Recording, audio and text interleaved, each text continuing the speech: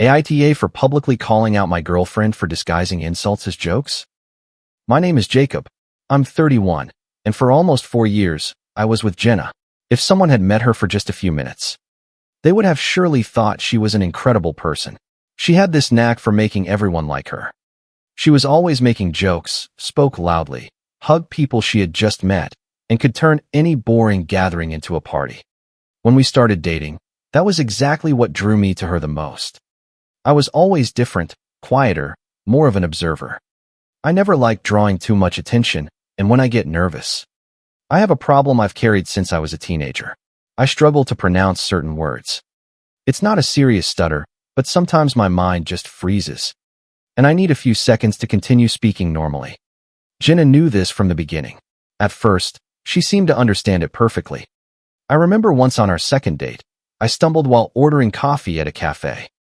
The barista waited silently, and I could feel my face getting red. When we finally finished ordering, Jenna smiled at me and said, "Relax, it wasn't even a thing." Those kinds of details made me trust her a lot. I felt like I could be myself. The first year was peaceful. We had normal arguments, small things, schedules, minor jealousies, differences in personality, nothing out of the ordinary.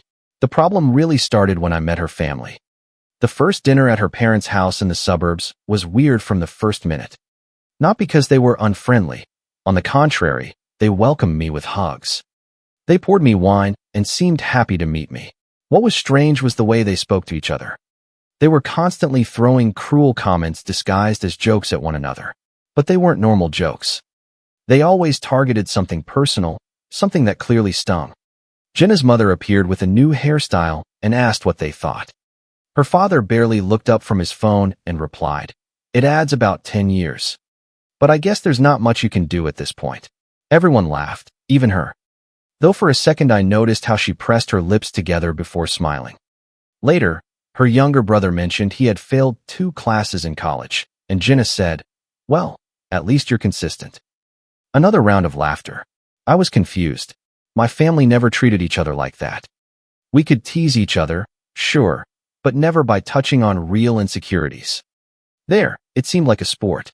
The more hurtful the comment, the harder everyone laughed. When we drove home that night, I asked Jenna if they were always like that.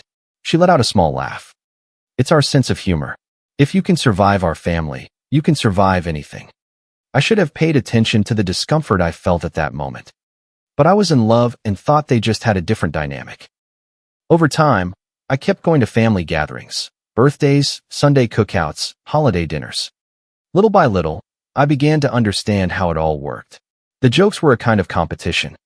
Everyone tried to land a punch on someone else before they could get hit themselves. For months, I limited myself to observing. I smiled when I was supposed to and avoided getting too involved. Until one day, I tried to participate. It was during a summer barbecue. Jenna's brother was grilling burgers and accidentally dropped several on the ground. I laughed and said, "You definitely weren't born to be a chef." Absolute silence. The guy's expression changed instantly. His mother stopped eating. His father gave me a serious look. Jenna gave me a gentle kick under the table. "That wasn't necessary," she muttered. I was completely bewildered. Just 10 minutes earlier, they had been saying much worse things to each other. Later, in the car, I asked her what had happened. Jenna sighed, as if she were tired of explaining something obvious. "There are lines, Jacob. Lines. But you guys insult each other all the time." "Yes, but we're family. You still don't get how it works." And she was right. I still didn't get it. Over time, I discovered the rules were simple. They could say any horrible thing to each other, but if an outsider did something similar, even if it was much milder, it was seen as a sign of disrespect. Still, I kept trying to fit in because I loved Jenna. Because outside of those moments our relationship still worked, or so I believed. Until the jokes started to be directed at me. First, they were small comments. That I seemed too serious, that I talked like a boring professor. That I had the face of a man going through a midlife crisis, even though I was only in my early 30s. I would smile and let it go. Then they started on my physical appearance. I've always been thin and quite tall. As a software developer, I work long hours in front of a computer and tend to have bad posture. Jenna's father started calling me the human question mark. Her brother said a gust of wind would probably send me into the next county. Everyone laughed. Jenna too. That started to make me uncomfortable, but I tried to convince myself it wasn't a big deal. Until they started on the way I talk. The first time was during a dinner at a restaurant. Jenna's mother suddenly asked me a question while I was distracted looking at the menu. I got nervous and hesitated for a moment while answering. It was barely 2 seconds, but it was enough for her brother to imitate my stumble, exaggerating it like a caricature. The table erupted in laughter. I felt my face get hot. I looked at Jenna, expecting her to say something. She was laughing, too. When she saw my expression, she said, "Oh, don't be so sensitive." It was funny. After that, it started happening more and more often. If I hesitated while speaking, one of them would repeat my words mockingly. Sometimes Jenna would finish my sentences in a childish tone, as if she were talking to a toddler. "Come on, Jacob. Slowly, you can do it." And everyone would laugh again. The worst part was that it stopped happening only with her family. Jenna started doing it in front of our friends at gatherings, dinners, even parties. One night, we were having drinks with several people from her work. I tried to tell a story and got stuck on a word. Jenna smiled right away and said, "Hang on, the system is buffering." Everyone let out an uncomfortable laugh. The kind of laugh that isn't born from something being funny, but because no one knows what else to do. I forced a smile, but inside, I wanted to disappear. That night, when we got back to our apartment, I finally confronted her. "You have to stop that." Jenna was taking off her makeup in the bathroom. She didn't even look at me. What did I do now? "You know perfectly well what you did." She sighed with annoyance. "Jacob, you're really overreacting." "I'm not overreacting. It bothers me when you make fun of me in front of everyone." Then she turned to me and let out a small, incredulous laugh. "Learn to laugh at yourself." I remember that moment perfectly because something inside me changed. Until then, I still thought that maybe she didn't realize the harm she was causing. That it was a strange habit from her family, that she just had a harsh sense of humor. But that night, I understood that wasn't it. She knew exactly what she was doing, and she did it because she found it amusing.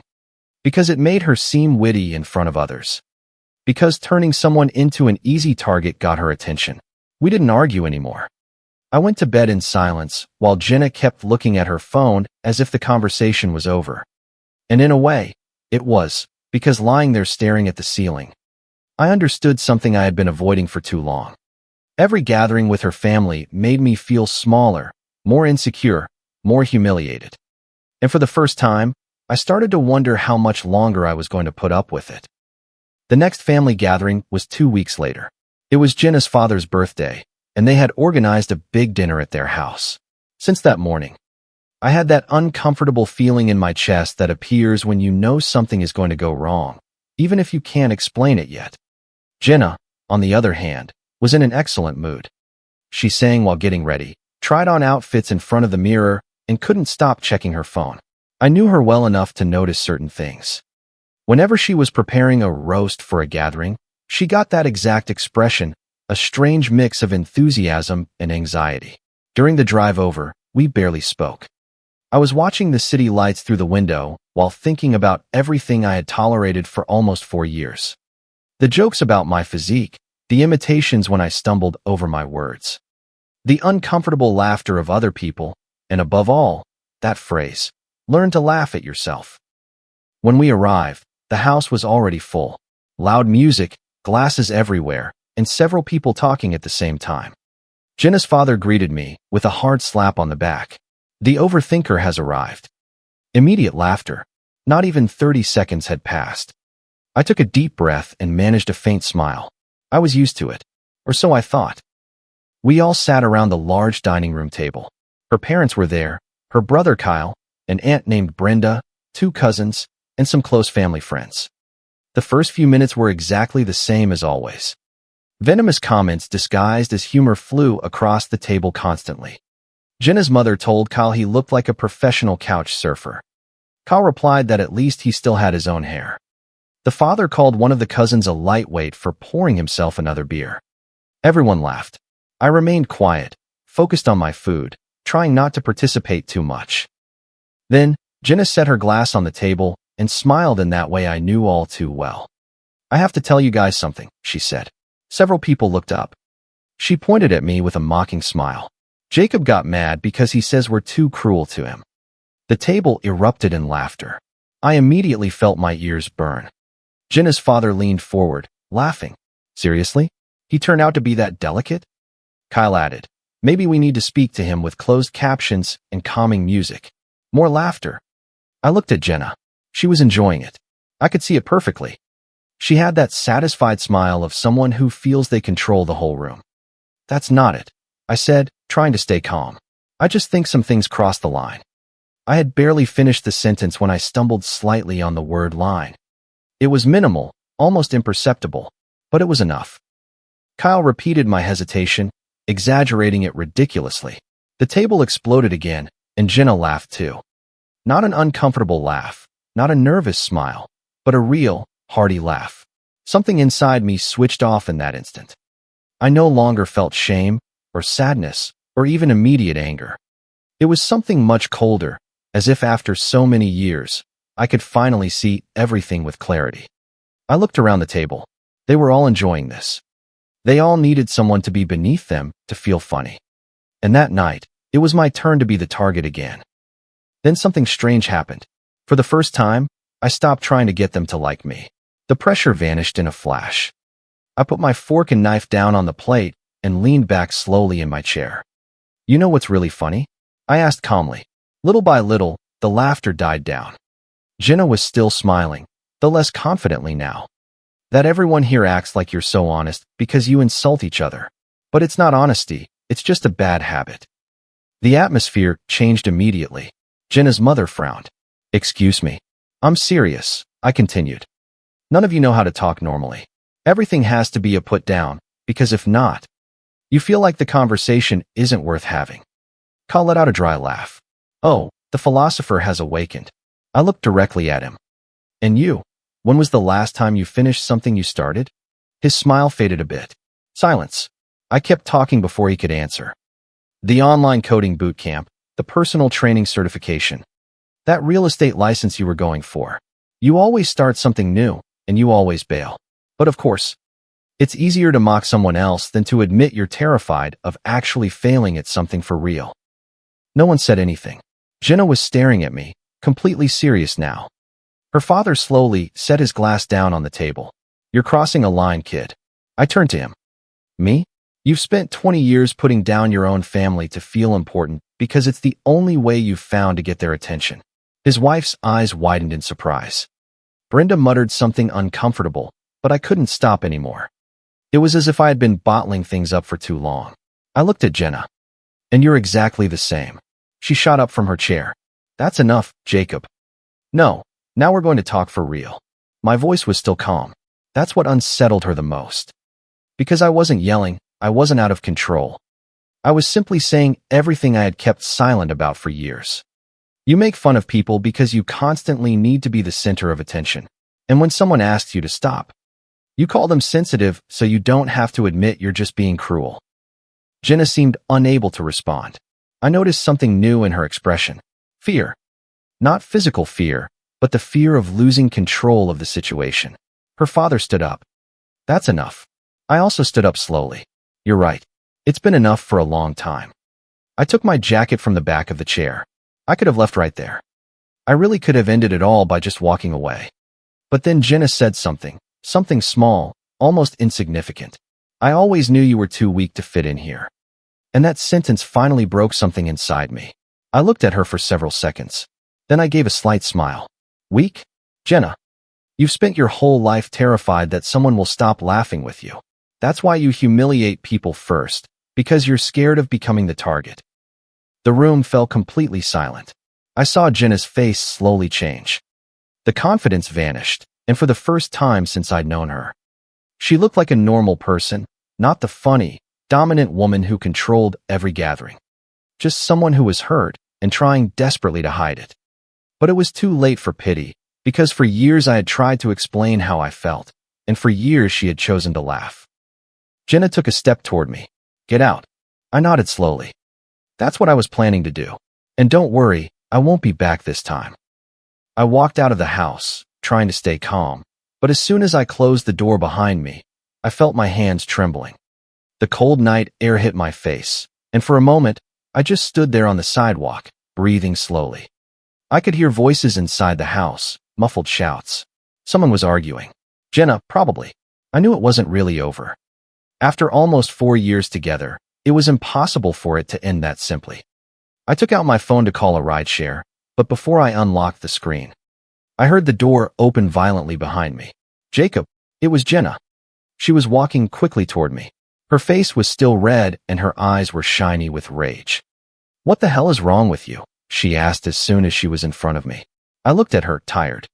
Seriously? You still don't get it. You had no right to talk to my family like that. I let out a short, incredulous laugh. Right? Jenna, I spent years putting up with humiliation from all of you. Years. She crossed her arms. They were jokes. They were constant attacks disguised as humor, and you know it. Jenna shook her head, as if she were talking to someone impossible to reason with. You always do this. Everything affects you too much. Everything hurts you. Real life doesn't work like that, Jacob. That sentence finished convincing me of something I had long suspected. She actually believed what she was saying. She had lived in that toxic environment for so long that she could no longer tell the difference between honesty and cruelty. To her, humiliation was a normal way of relating, and anyone who didn't accept it was automatically weak. I looked at her for a few seconds before answering. You know what the worst part is? What? I don't even think you're happy. Her expression flickered, just a little, but enough for me to notice. I continued. You always need to be laughing at someone. You need to feel superior to another person. A happy person doesn't do that, Jenna. An empty person does. She let out a dry laugh. Look at you now. You think you're a psychologist? No, I'm just tired. For the first time since we started arguing, my voice sounded truly exhausted. And I think she noticed, because for a few seconds, she stopped attacking. She looked down slightly and asked, more softly, so, that's it. You're going to throw 4 years down the drain over one fight. I watched her in silence. That was another thing she always did. Reduce everything to a single moment to avoid talking about the real problem. It wasn't one fight. It wasn't that night. It wasn't one uncomfortable dinner. It was the accumulated wear and tear of years of feeling smaller every time I opened my mouth in front of her. It wasn't just one fight, I finally replied. It was hundreds of small moments. Jenna looked away. You're exaggerating again. See? That's exactly the problem. You can never admit you're wrong. She looked back at me, more serious this time. And you? Can you admit when you hurt people? Because tonight you humiliated my entire family in front of everyone. I nodded slowly. Yes, and I'll probably regret some of the things I said. But the difference is that I did it after. Years of swallowing everything. You guys do it every single day and expect applause for it. Jenna opened her mouth to reply, but she didn't get the chance. Just then, the door opened again.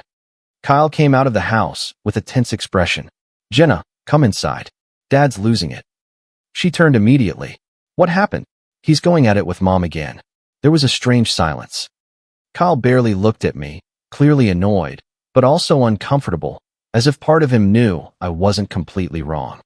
Jenna closed her eyes for a second and ran a hand through her hair. She suddenly looked exhausted. Then I understood something important. That family had only functioned for years because no one ever talked seriously about anything. The jokes served to cover everything. The frustrations, the sadness, the unspoken resentments. Everything was buried under sarcasm and fake laughter. And that night, for the first time, someone had broken that dynamic. Jenna looked back at me. Are you happy now? I shook my head slowly. And it was true. I didn't feel happy. I felt empty. Because even knowing I was right about many things, it was still painful to accept that the person I loved had never known how to take care of me emotionally. No, I finally said. I just don't think I can live like this anymore. She watched me for a long, long time. Then she asked something that surprised me. Did you ever hate me? The question hit me harder than I expected because the answer was complicated. I shook my head slowly. No. But I started to not recognize myself when I was with you. And that's scarier than hating someone. Jenna looked down again. For the first time since I'd known her, she seemed to have no prepared response. No jokes, no sarcasm, no attacks, just silence. A car turned the corner at that moment. I raised my hand, and the rideshare pulled up in front of us. I opened the door, but before I got in, Jenna spoke one last time. "If you leave now, don't ever come back." I looked at her from the open car door and understood that we had been broken long before that night. We just hadn't wanted to admit it. "I'm not coming back," I replied. Then I got into the car and closed the door. As the car drove down the street, I stared out the window without thinking about anything specific. My head felt heavy and my body was exhausted. My phone buzzed several times during the ride. Messages from Jenna. First anger, then reproaches, then sadness. I didn't answer any of them. When I got to the apartment, the silence hit me immediately. Everything was the same. Her books on the coffee table, her jacket on the sofa, our pictures on the fridge. But the place already felt different. I sat on the bed and stared at the wall for a very long time. And strangely enough, the first thing I felt wasn't sadness, it was relief. A huge, painful relief. Like when you've been carrying something heavy for so long that you can't even remember what it was like to walk without that weight on your shoulders. I didn't sleep that night. At 4 a.m, I received the last message from Jenna. "You have no idea how much you're going to regret this." I read the notification several times, and for the first time in years, I turned off my phone without feeling anxious about replying immediately. Because deep down, I already knew something important. The relationship had ended long before either of us had the courage to say it out loud. The following weeks were strange. At first, I felt an enormous sense of peace. I no longer had to mentally prepare myself before every family gathering. I no longer lived in fear of stumbling over a word and being immediately mocked. I no longer had to pretend that certain things didn't affect me. But the relief didn't last long. Then came the emptiness. For years don't just disappear overnight. There are habits that stick around even when the person is gone. For the first few mornings, I still woke up expecting to hear Jenna in the kitchen. Sometimes I'd automatically grab my phone to tell her something, only to remember we weren't together anymore. She kept texting me for a while. First, long messages explaining that we had both said horrible things. Then more aggressive messages blaming me for everything that had happened with her family. Finally, she started alternating between insults and apologies. "You weren't perfect either. You ruined a relationship because of your pride. I miss you. You're selfish. No one will ever put up with you like I did." That last message made me think for a long time, because for years, a part of me really believed that. I believed I should be grateful that someone loved me despite my insecurities. I believed I had to tolerate certain humiliations because nobody's perfect.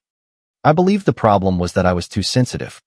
And it took a long time to understand that constantly accepting mistreatment isn't emotional maturity, it's just wearing you down. A month after the breakup, Jenna showed up unexpectedly at my office.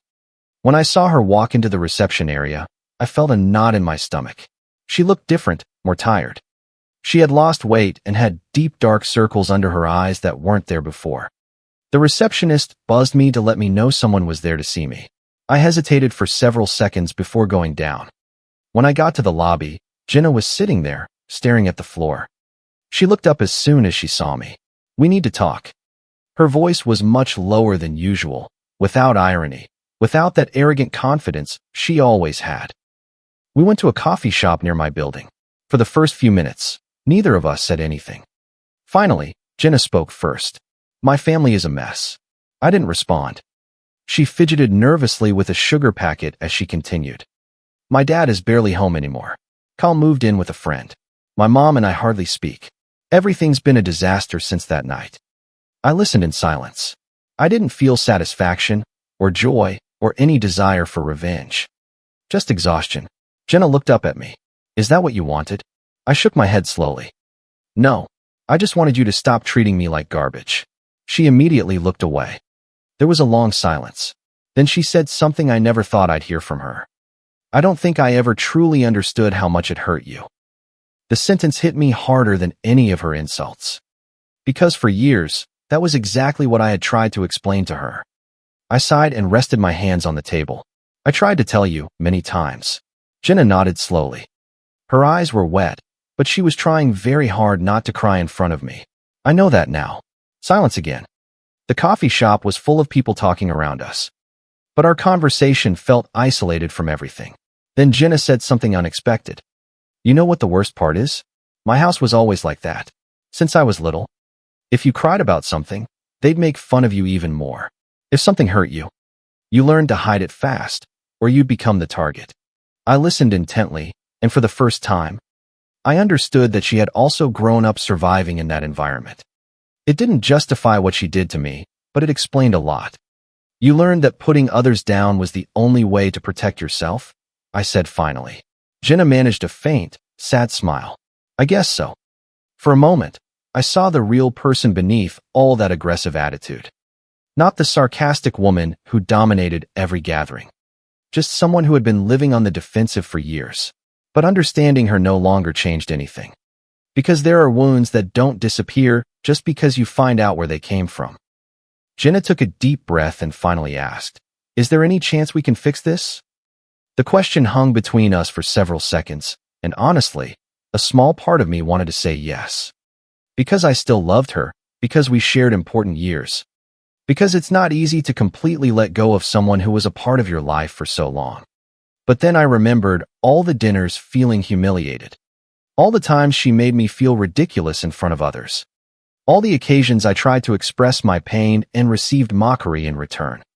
And I understood that loving someone isn't always enough to make you stay. I looked her directly in the eyes. No. Jenna closed her eyes for a brief instant, as if she already knew the answer before asking. She nodded slowly. Then she let out a small, sad laugh. I guess I finally ran out of your patience this time. It wasn't overnight, I replied. I just got tired of feeling smaller every time I was by your side. She looked down again and finally cried. No shouting, no drama. No attempt to manipulate me.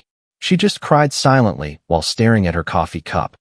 It hurt me to see her like that, much more than I expected, because despite everything, I never wanted to destroy her. I never wanted that.